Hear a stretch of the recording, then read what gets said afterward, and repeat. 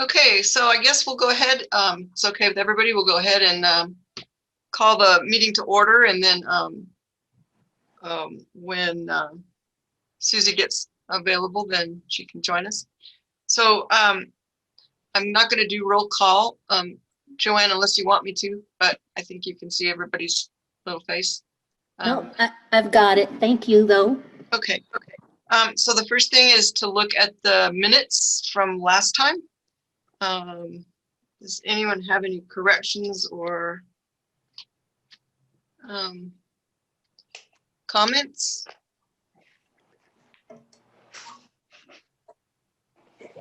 Great. Looks like I move we approve the minutes as distributed. Is there a second? Second. Thank you, Thomas. And all in favor of approving the minutes from October, or sorry, not from October, from September as written, say aye or wave your hand or something. All opposed? Okay, so that looks like a unanimous vote to me. Thank you very much. I guess we're up to you, Eric, with the proposed accessions for October. All right. Well, Steph, do you have the PowerPoint that you can share? Great. All right. So we have quite a number of accessions this month. We can go ahead and go to the next slide. So the first one is the largest of the ones for this month. It is several boxes worth, primarily archival material relating to the Carroll family. They were lived in Longmont from 19-teens to the early 1940s, owned Carroll Pharmacy, and Lauren Carroll was very involved in the Elks. There's a number of photographs of the Elks band. And it's generally a nice photographic collection within some additional certificates and so forth that tie to the collection. So that is the Carroll family collection. We can go ahead, go to the next slide.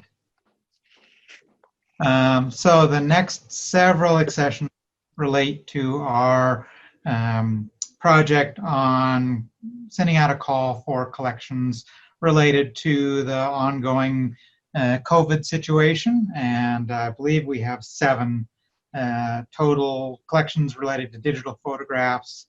So the 2 on this page, one of a woman wearing a hand-sewn COVID mask, another, it's actually an art in public places sculpture that someone has placed a COVID mask on.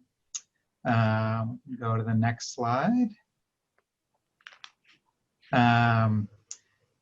Healthcare worker, again, wearing COVID masks, and then several photographs of various aspects of COVID. So empty store shelves, cordoned off playgrounds, celebrating that they could actually find toilet paper.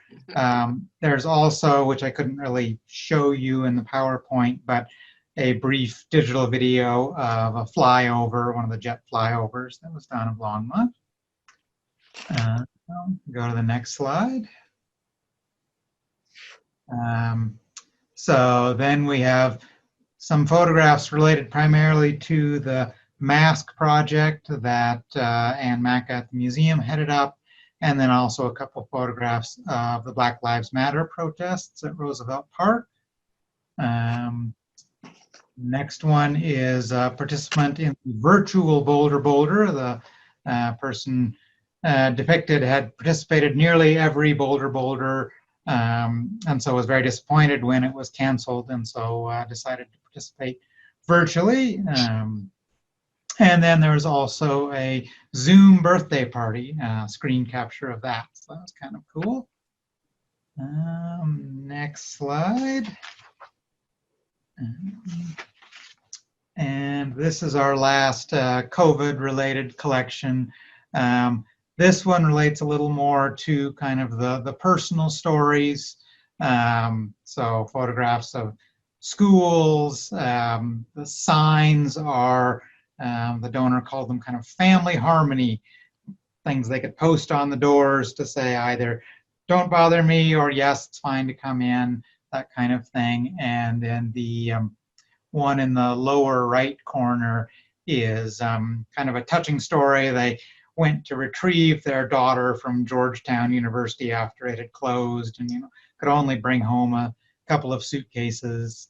And so the suitcases are actually sitting outside while they're, hopefully the sunlight is killing off the COVID that might be on them. So those are all of the COVID-related collections. So any questions on any of that? I know it's quite a lot of collections, but certainly if anyone has any thoughts or questions about kind of that contemporary collecting aspect. We haven't done a lot of it in recent years, but with COVID, we thought it was appropriate to do it.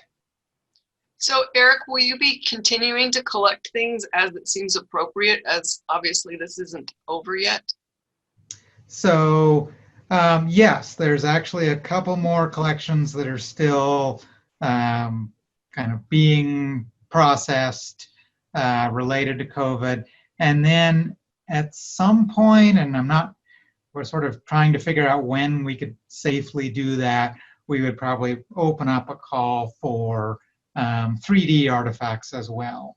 And we talked to the curator at Lakewood and said they've kind of had the same experience. People were willing to share digital photos, but really not 3D objects like masks. Everybody's still using their masks. So, but yes, the thought is certainly we would continue to do collecting in the future and maybe do another call sort of if there gets to be a point where it starts to feel like we're on the tail end of it and people maybe have a little more perspective that we might put out another call for collections. Great, thanks. I have a question. It's Tom. Sure. Go ahead. Yeah, regarding all the COVID stuff, and you've included BLM, which really wasn't COVID related, but it happened during the same time. And my question are you going to try to include, since you've included the BLM stuff, are you going to try to include anything, Eric, for Blue Lives Matter, which is kind of, there's been some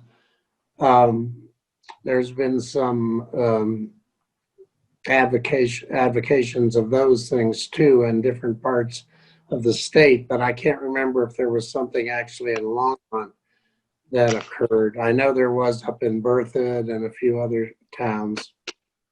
So yeah, we would certainly be open to Blue Lives Matter donations. We're really at this point kind of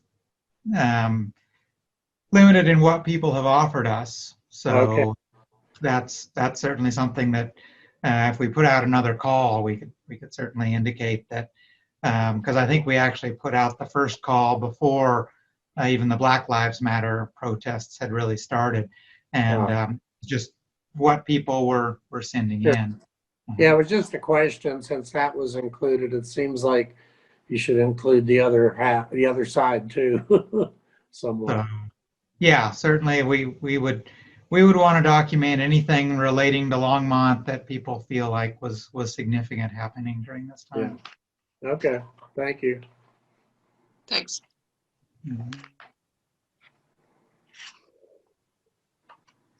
Can I interject before we move on? This is Councilmember Hidalgo Faring. Go ahead. Okay, so I think I wanted to provide a little perspective on the notion of the Blue Lives Matter, or the thin blue line, and really looking at it not as an opposition to Black Lives Matter, but it is its own separate entity. Yeah, so and the thing is that excuse me. Excuse Can me, I that finish? was my best choice of words. No, that's all right. But I wanted to kind of add some context. So last Friday, I had a conversation with the president of the FOP, the Fraternal Order of Police. And then additionally, we had lunch together on Monday. So really it was talking around the social justice work, what the perception of the thin blue line means, and over the years, so how it originated. So we really went back and looked at history.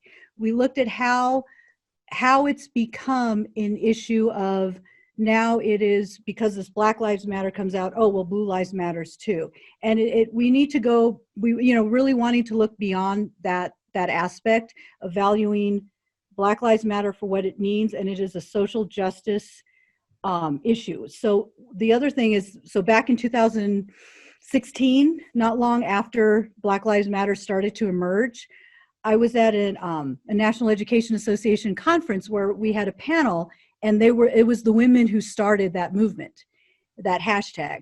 And really the reason why they brought that forward was because of the police brutality, things that were happening of Black youth, predominantly Black men who were getting beaten up and assaulted by law enforcement. And so what that meant. So we had a really good conversation with the president of the Fraternal Order of Police. So he's the president of the police union, and really talking about what that means and that perspective.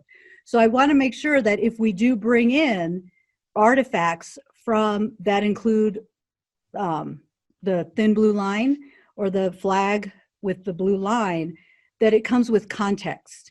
And so really talking about what the impacts that it has on some individuals in our community. For some individuals in our community, especially our community of color, our Black and brown residents, it feels like a very intimidating view. So looking at it and just having this sense of intimidation or threat. And so one of the things that I spoke with Stephen about is really reclaiming that. And so if that was a notion of having police pride, then we need to make sure that the whole community feels that sense of pride. So, I want to be careful that when we start adding in different, so like I think about the Black Lives Matter. So we had the protest, we were protesting, this was a sign of the times, protesting for social justice, equity, just really making sure that everybody, that we are thinking about our Black and brown community members who have felt under attack from racist attacks, just kind of verbal abuse, things that we've dealt with over the years. So it's kind of bringing that piece to light. So I think because there's been organized rallies, we want to make sure that piece is included when we bring in Blue Lives Matter, because I've also seen rallies around that, but really making sure that the context is there. So, and why the opposition was there. So really bringing in that historical component and what it means. One of the things that I'm working with public safety on is implicit bias and cultural proficiency, and looking at impacts versus intent.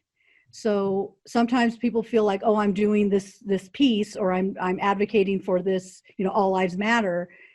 Okay, yeah, of course all lives matter. Nobody's saying it's not.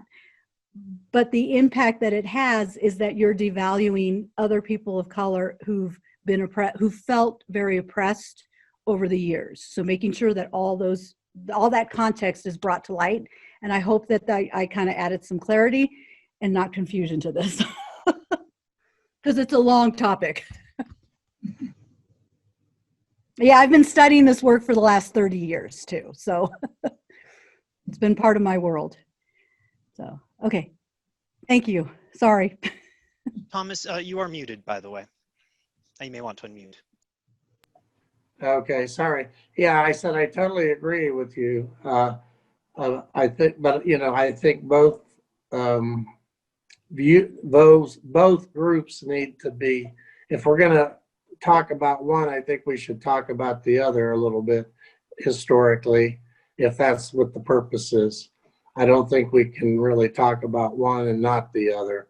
So, and then I don't know if you caught what I had said, because I also said that that's important to have if we Yeah, have oh, yeah. values and things. No, I'm But just. but we also need to make sure it Why has I brought it up. context. It has Yeah. context to it.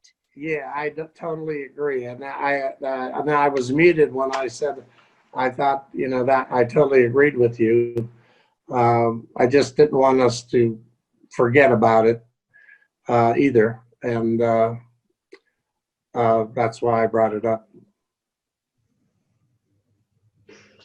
Because I think it reminded me, because I think I've seen the city, and I don't know how it's related to all of it, but was requesting membership, membership for kind of a police I won't say oversight committee, but a police committee to review certain things with the police department. I mean, I read this a couple weeks ago, so it's not real clear in my mind. So I think that made me think about it when I was looking at these exhibits. Sure. Yeah, thank you both. That's very, very helpful discussion. Thanks, Eric. Oh, Eve, I think you're muted. Am I muted again? Oh no, I'm just talking away and I'm on mute. Sorry.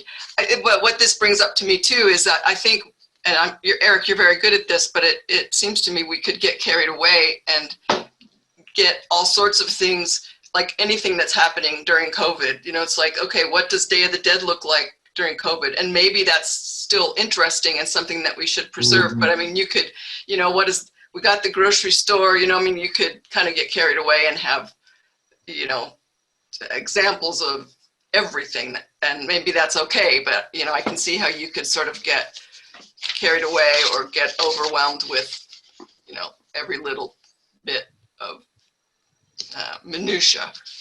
Yeah, I did.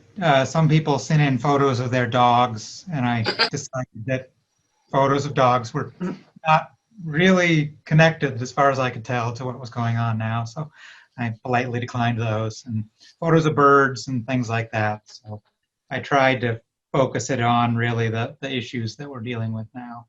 I mean, to me, almost, like the fires, it's not hitting Longmont exactly, but there's, the issues with the smoke and some of that kind of thing. I mean, those things are all happening in a different situation because of the virus. So maybe some of that is, I don't know. I'm sure you'll figure out what we should have, but it could be broad if we're not careful. Okay, was that the end? Sorry, I don't have. There are a couple more accessions. So if we could go back to the PowerPoint, and we can go to the next page. All right, so these are now non-COVID related, more historical documents. So we have a certificate issued by the Longmont Flying Service in 1945, which is kind of cool. Just before they opened Longmont Municipal Airport, they were in existence. And then the next one on this page is 2 maps of Boulder County. I was having a hard time. That one of them is extremely large. I mean, it's about 5 feet long, so a little hard to see in this, but quite a nice map from 1902 in Boulder County. And then the other one that you can just sort of see off in the distance there in this photo is a 1976 map, which was just after kind of a rationalized and standardized all of the street names in Boulder County. So one of the first ones where every road in the county had a name.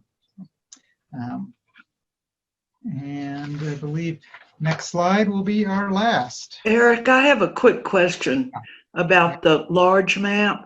Who printed it? I mean, what is the origin of it?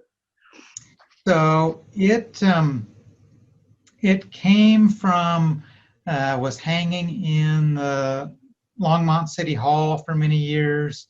I have to confess, I actually have not yet completely unrolled it to see the name of the publisher, but it looks to me like it might be a Drums map. Henry Drum was a local map maker, Mhm. made a number of Boulder County and St. Vrain Valley maps in that time period. And this one has that style, but I confess I Thank did not you. unroll it. So.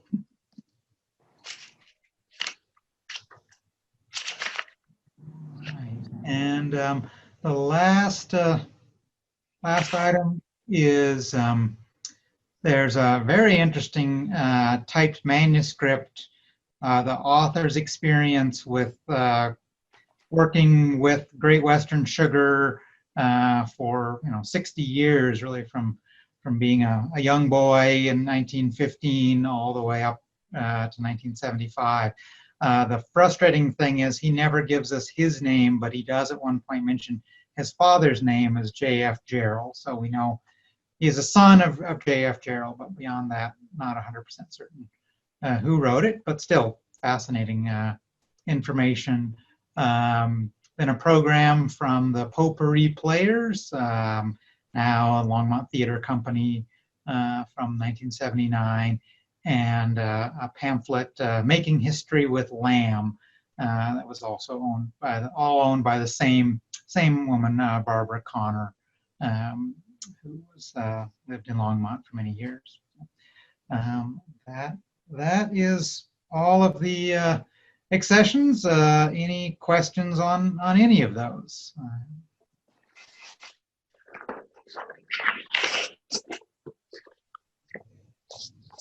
Thanks, Eric. And thanks everybody for comments and questions. I think that's very helpful to for us to talk about some of these things as they come up so that we're all on the same page. Is there a motion to accept these accessions? I move that we accept the accessions. And is there a second? I second. Go ahead. Okay, Ria, we'll let you second. All in favor of accepting these accessions entirely? Say aye, please, or raise your hand or wave or Aye. whatever our new thing is. Those opposed? Okay, so that's a unanimous approval of those accessions. Thank you. And now, oh, there she is. Kim, if you'd like to give us your report, that'd be great. I'd be happy to. Hi, everybody. This was part of the packet that Joanne shared with you, so I won't read every word of it for you like I do, but I will try to get some of the highlights for you. I think that we let you guys know a while back that we had applied for and received a museum assessment program, which is a assessment that happens through the American Alliance of Museums and the Institute of Museum and Library Services, and the Friends of the Longmont Museum paid for that assessment for us. And then, of course, we had coronavirus hit. So it's been weird, I will say. But we have basically completed all of the work on the assessment. It starts with a self-assessment. So as a staff and a few outside folks like you've joined us for a couple of those meetings, we had a whole series of questions that we answered and for the self-assessment part of it. And then we submitted all of that information to peer reviewers. And so then we had to try to figure out how we were going to work with our peer reviewers through the pandemic. And we were lucky that one of them is from Colorado Springs. And so he actually was able to join us for a day. And then the other peer reviewer is from the Amon Carter Museum in Fort Worth. And so he was remote. But I do think that we got some really, really good work done. A lot of, hard questions were asked and diving into some real nuts and bolts of who we are and who our visitors are. And so they will take all of that information and the two of them will write a report for us. And so we've really just finished that process. Susie was part of one of the last meetings that we had. I think they've been very productive sort of information gathering. meetings. And so they will then issue a report and some suggestions. And they've said very clearly that there's nothing that stands out that we are doing poorly, but it's just a matter of getting some outside perspective and some other professionals in the field to kind of look at what we're doing and give us some pointers about how to go to the next level. For us, really the next level is going to be looking at how we can get accredited by the American Alliance of Museums. And so this is one step in that process. And I think that there'll be some really pointed recommendations as far as that goal goes. And so we're looking forward to that. Let's see, on to the marketing and membership portion of that report. We sent out, most of you got something in your mail, which was an annual appeal that we really focused on coronavirus recovery. And so from that annual appeal, we've gotten about $6,200 so far, so that's great. The very first night that that appeal went out, we got $1,000 through PayPal, so it was a nice entree into that endeavor. And then we've also gotten another grant of $3,000 from the Community Foundation Serving Boulder, and that's for the Dia de los Muertos, and then also another $1,500 from Boulder County Diversity Funds for Dia de los Muertos. So we've actually been doing quite well with some grants this year. So we're pretty thrilled about that, because it's also a way that we'll be able to kind of offset some of the losses that we've seen with coronavirus. In our education department, we really are all over all Day of the Dead all the time. And so you may have participated in the virtual opening reception that happened when we opened the exhibit, which was very, I was tearful. Like, everybody was crying. It was so meaningful. It was hard to keep it together. It was so meaningful. So that was really fun. We did a virtual opening, which was the first time we've ever done anything like that before. So there were some glitches, but I think we pulled it off and it came across as very authentic. So that was kind of, I think it worked out okay. And then the rest of the celebration is also going to be a virtual festival. And so that's going to end up being, there's a kind of repository of different programs that will have that kind of expand even on what we've been doing in past years for Day of the Dead. And then we've got, we also did our first virtual school tour for the Day of the Dead exhibition. You all might know that we have typically our exhibit gets a lot of attention by school groups that come in. And this year, of course, that's very difficult to do. So Anne's been able to do these as a virtual school tours. So that's gonna, I think, kind of roll out even bigger later. She's also spearheaded 500 Dia de los Muertos kits, and distribution starts tomorrow. And basically those include all kinds of different things that you could do at your home to celebrate Day of the Dead. And so it's sort of an easy, quick way to get all the materials and festivities that you need to celebrate Day of the Dead. So I'm picking mine up. You guys should too. They are going to be available at the museum, at the library, and then a few other locations as well. So if those don't work for you, let me know. I'll get a location for you. We've also, with the grant that we received from the National Endowment for the Humanities, we've hired Scott Yoho as a digital communications specialist. And so he's been working very hard on that activity with the content for Dia de los Muertos and a lot of other things. Courtney Pletcher is also new to us. She is actually a VISTA volunteer, and a VISTA volunteer is someone that we contract with basically for 1 year. And she will be working with Anne in the education department. And so she's working right now on the project that we are collaborating with the school district with Mobile Lab. You may recall, boy, I've totally lost track of time, but we received, or we gave $25,000 to the school district from the museum as a sponsorship for the Mobile Lab. And part of that arrangement is that we will have content on the Mobile Lab, and there will be collaborations that are going to happen kind of for a 3 or 4 year period. And so that was, it was on hold for a while because of coronavirus, and now we're getting it kind of moving again. So we're working on that. And what they're trying to do is to get a project going with fourth grade social studies students and their standards. And so they're targeting topics that are hard histories, if you will, like the Amanche Japanese internment camp, the Sand Creek Massacre, Buffalo Soldiers, that sort of thing, and hoping to be able to create some programs that are able to deal with those hard topics in a way that kids can really come away with some good lessons. So then going on the Discovery Days, this is really exciting to us. I mean, there's so many things that are silver linings through all of this. And I think Discovery Days is one of those that is really exciting because it's a virtual program and it's totally sold out. So they're doing 80 kits per month and there's a waiting list for it. So this has been a raging success and we're very excited to be able to do these. Anne and Lee have really come up with some creative shifts for that program, and I think it's showing that people are responding to it. So we're really excited about that. And then on to Eric's section. You guys know that Elizabeth Baudouin has left us as the museum technician, and she left to take on a curator's role.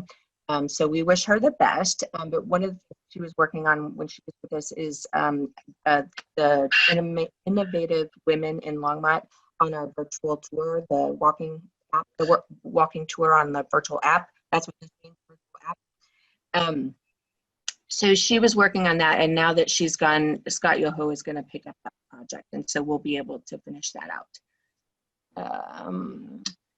Eric's also got volunteers that are coming in to the archives. We're finally been able to bring volunteers back into the offices, but he's making sure that everybody is socially distanced and he's staggering things so that no one is being put at risk at all. So we're keeping our distance. Eric has got 2 sets of proof for his book, and so we're expecting that to show up soon. You guys may have seen that those are available for pre-sale even now. And then I think we're going to try to get them in a couple of bookstores even. So that's going to work out really nicely. We're excited for that to show up any day now. Sometime in November, it should be here. Eileen has done condition reports for outgoing and incoming artwork for the exhibits that we've finished over. Fairy Maker is on, and the Day of the Dead exhibit is in the galleries. And you should really take a look at it if you haven't already. I think we've explained before that basically half the gallery is Tony Ortega's work and half the gallery is the altars for the Day of the Dead. And it's one of the best I've ever seen. I mean, it's such a great exhibit. And it's also augmented by a mural that Tony Ortega did downtown. And so that was installed on Friday. So as you're driving by on Main Street, you should be able to see that in one of the breezeways. So we're excited about that. Oh, let's see, what else?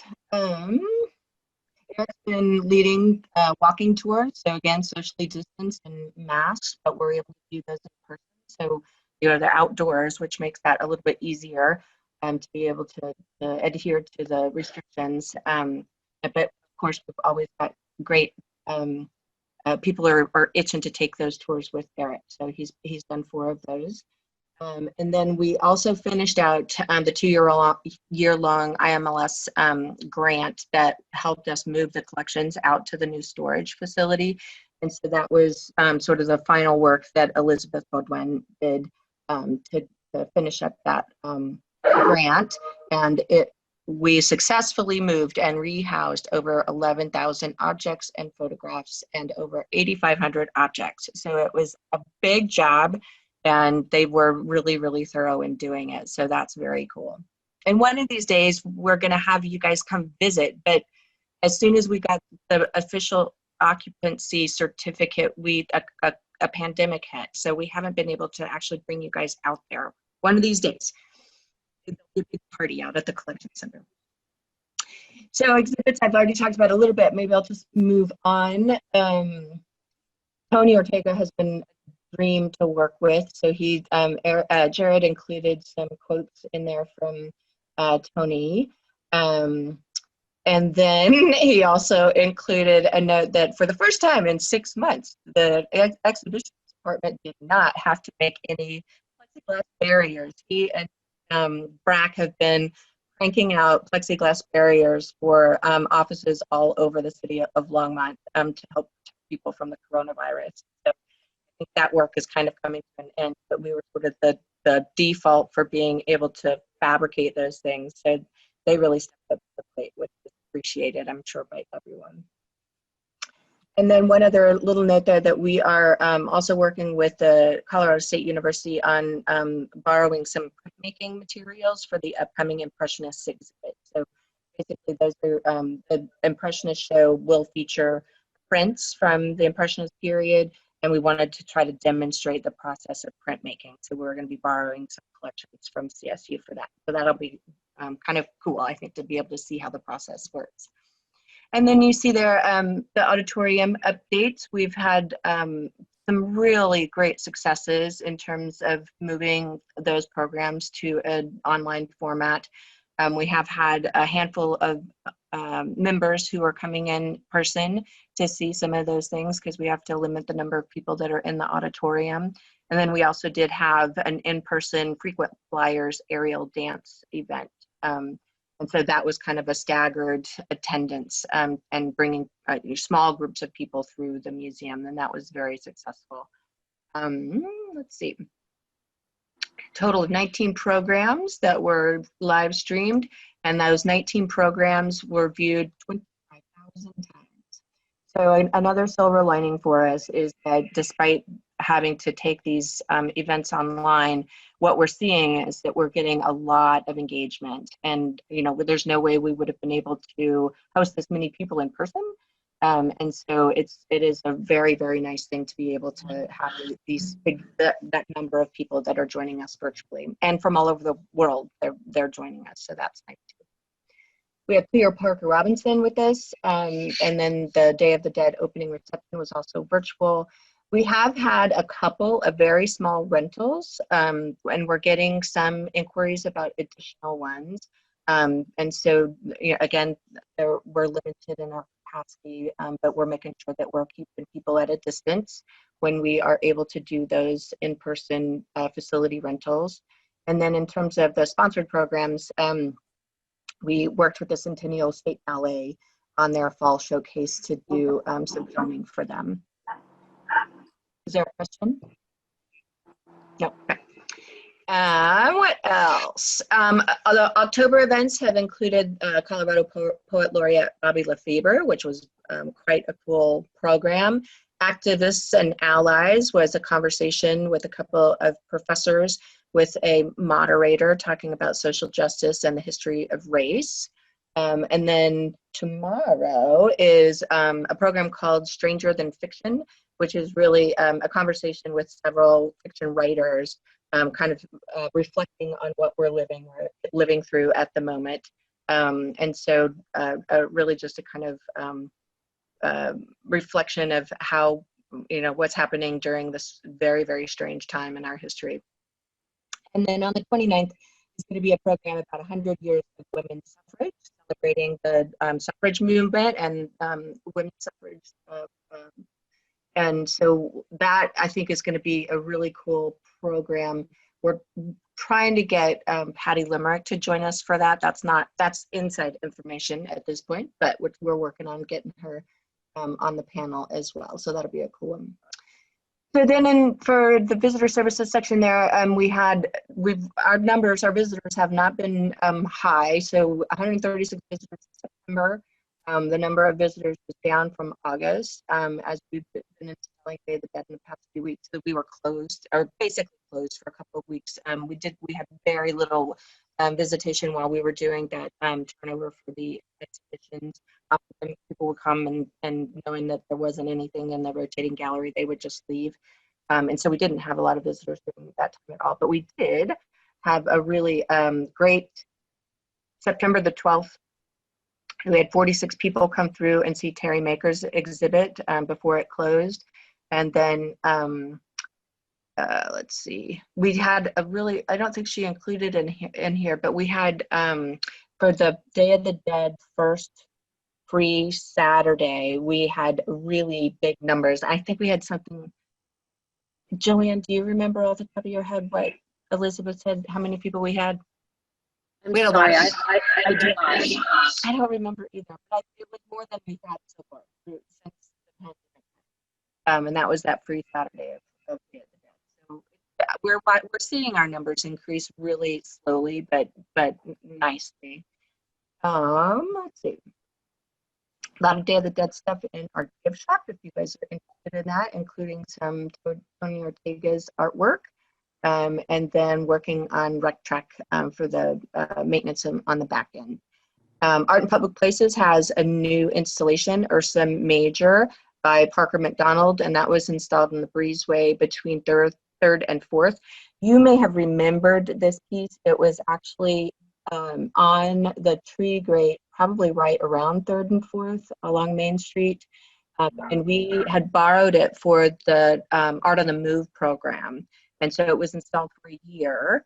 And then everybody loved, there was such great feedback about that sculpture that the Art in Public Places Commission decided to buy that piece. And so it's now a permanent part of the collection and it's permanently installed there. We also had that collaboration between us and Art in Public Places for the Dia de los Muertos mural that Tony created for us, and there were over 70 community members that helped complete that work. So that was a very, very fun project to work on. And then the last one there is the Art in Public Places Task Force is looking for new sites for 3 pieces, which will need to relocate as a result of the Resilient St. Vrain project. And so they're busy searching for new sites for that. That's all of the report. Does anybody have any questions for me on that? No. All righty then. Thanks, everybody. Great, thank you. Kim, I don't know what happens if it's when you get closer to your microphone or what, but we kind of get garbled sound. So I don't know if it's your connection or sometimes it's fine, sometimes it isn't. So I don't know. Like right now, I can't understand you at all. I'm not sure why I'm doing that. What? Read the report. How's that? That's great. Okay. Thank And you. let me know if you have questions. Great, thank you. I do not have a report. I don't think we have any old business. So we'll move right into new business. Kim, unless you want to take a drink of water or something. Since you've been talking. Okay, you have to unmute too. Yeah, okay. So Joanne shared a couple of draft versions of this executive summary. And then I shared right before the meeting in your email box, you should see a sort of more pulled together, but still draft version of this executive summary. And for those, especially who weren't with us when we were working on our strategic planning process, we hired, this has been several years ago now, we hired a guy named Mark Orphan who does a strategic planning process called StratOps, which is basically a combination of strategic and operational to work on helping us develop a strategic plan. And we went through that process and came up with a lot of initiatives that we wanted to work on as a staff, as a group. And what we discovered in doing all of that is that internally we still found it difficult to talk about it. And so what we realized that we needed was a more kind of executive summary that pulled together all of the work that we had done through StratOps. And so that's what I'm sharing with you now. It really is a draft, and I welcome your feedback. I would like to have us adopt this at our next advisory board meeting. And so I would like to give you a little bit of time to spend with it and review it. I think it may be useful, and I will do this, to look at those strategic planning documents as well, so that you get a little bit more background about what this executive summary is summarizing. Again, I think some of you you saw some of that information, but not everybody did. So I want to make sure that everybody is on the same page with the Strat project. So I don't know if there's any initial feedback that anybody might have had based on the time that you've already been able to look at this. But yeah, go ahead, Eve. I just have one question. So just as sort of a general kind of a thing, the strategic plan from 2016 to 19, which is available on the museum website, was in a, you know, what I would say is fairly slick kind of presentation form. I'm assuming that this plan is something that gets, or a plan is something that gets shared when we are writing grants or when we're trying to get people to give us money, that kind of thing. So one question is the idea for this new strategic plan to have it eventually be in some kind of format more like that, you know, rather than sort of spreadsheet like this. I just was curious, like, is there a, how do you envision it looking when it's really done? The format from a document that the Denver Museum of Nature and Science had put together, which really was much more summary type information. And I did want it to look different than the previous plan. But certainly I think it needs a little bit more graphic design work on it. Thanks. I just was curious. I don't know what, you know, every museum strategic plan looks like, you know, or what funders are going to be expecting or whatever. I would assume, so long as it's got information about what our plan is, you know, maybe it doesn't matter too much if it's super slick. Right. The thing that the trend that we are seeing is that strategic plans are more like this, that what they are doing is that they are looking at key measures and they're looking at updates, continual updates. And they're meant to be living documents instead of things that are just sat on a shelf somewhere. And so if you start to look at additional strategic plans, this is what I'm seeing over and over again, is that the trend really is to have more of these sort of graphs and charts.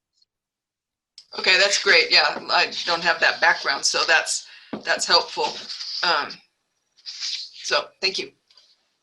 Anybody else have questions?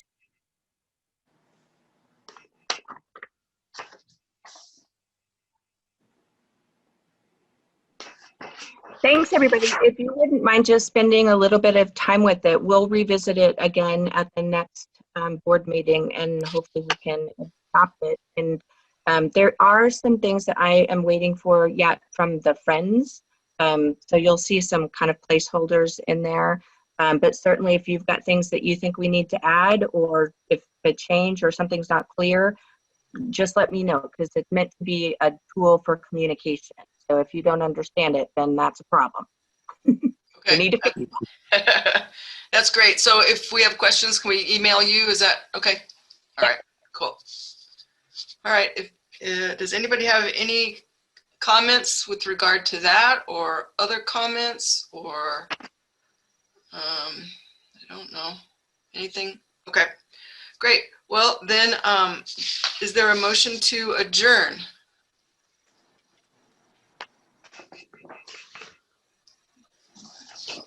Okay. A motion to adjourn. Second. Okay, thank you very much, Tom and Chris. And all in favor of adjourning? Raise your hand, wave your hand, do something. Okay, great, thank you. All opposed? Okay, so everyone is in favor of adjourning, and I thank you all very, very much for your time and all your comments. And I think this is still a little strange, but I think we're doing okay. So thank you. Have a good evening. You're doing great. Yep. Thank you. Everybody, Have a good evening. Okay. Bye. Bye. Bye.